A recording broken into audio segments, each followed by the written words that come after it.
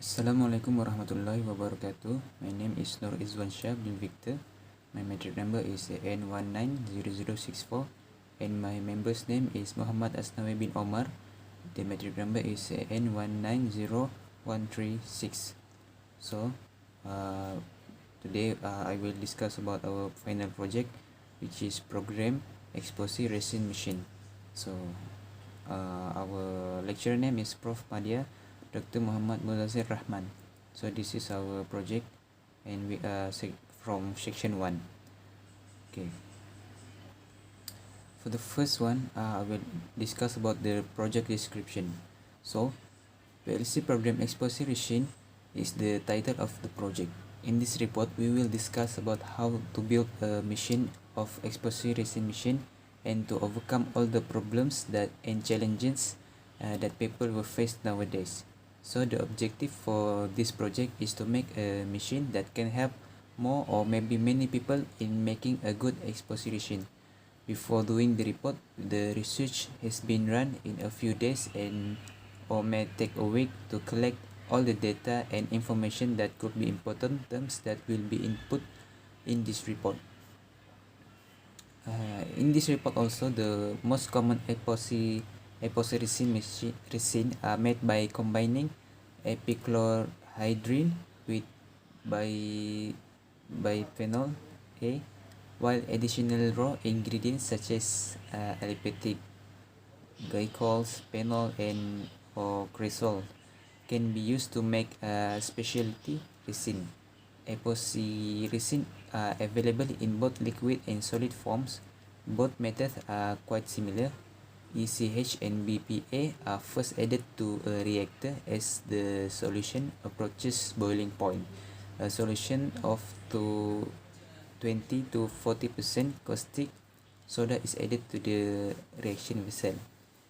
The two phases are separated by adding an inert solvent such as methyl isobutyl cotten after the unreacted ECH has evaporated.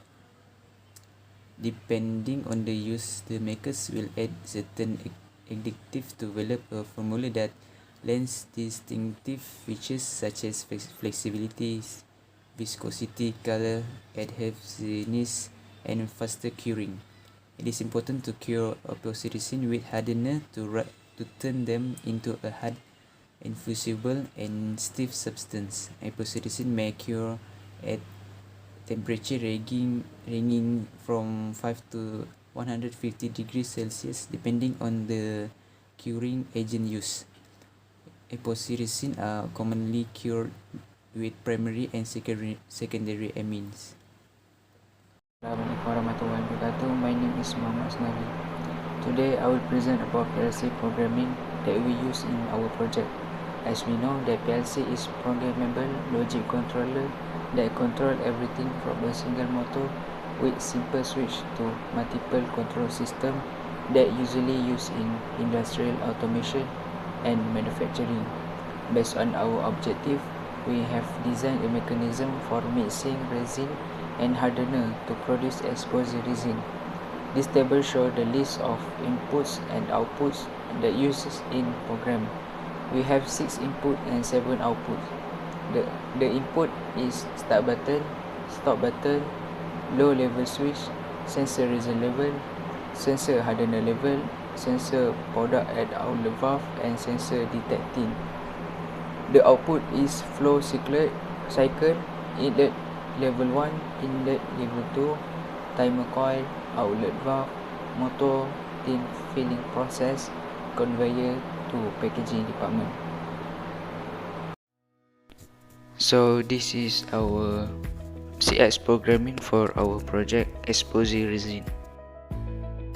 So move to the next part, result.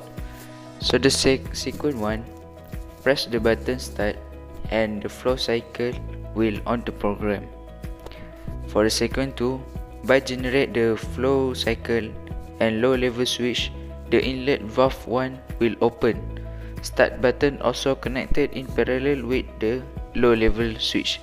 It is done so that when low level switch or level resin is not detected, The inlet valve 1 is operated by start button. For the sequence 3, after the resin level sensor has detected, inlet valve 1 will close and automatic inlet valve 2 open for adding hardener material.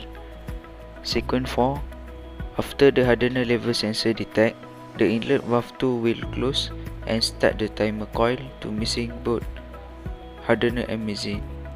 Sequence 5, when cycle flow and timer coil turn on, the agility motor will move wheel with cap speed to start mixing resin and hardener smoothly. Sequence 6, at round 003, the timer coil was on and mixing timer 5 seconds will start counting for motor. Sequence 7, after the timer is finished, motor will turn off and the mixture will go to the outlet valve. For sequence 8, after mixing flow at outlet valve, the sensor mixture will turn on and conveyor will bring the tin for filling part. Sequence 9, when the tin was detected on conveyor, start filling the tin and proceed to packaging department.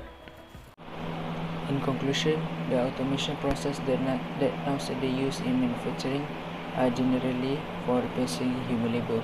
They have many factors why robots are needed in manufacturing. As we know, robot is never distressed, capable to perform dangerous activities and time production reduced.